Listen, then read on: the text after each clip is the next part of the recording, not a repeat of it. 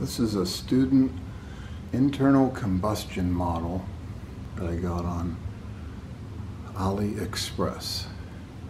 Comes with these instructions, and it is about this big. It's got some electronics that light some things up. Otherwise, you turn this wheel, turns the crank, and it also, by the use of these gears,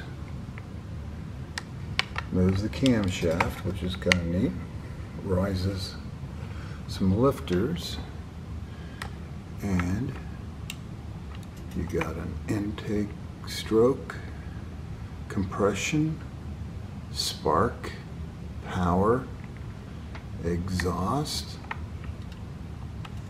and another intake, compression, spark, power, exhaust.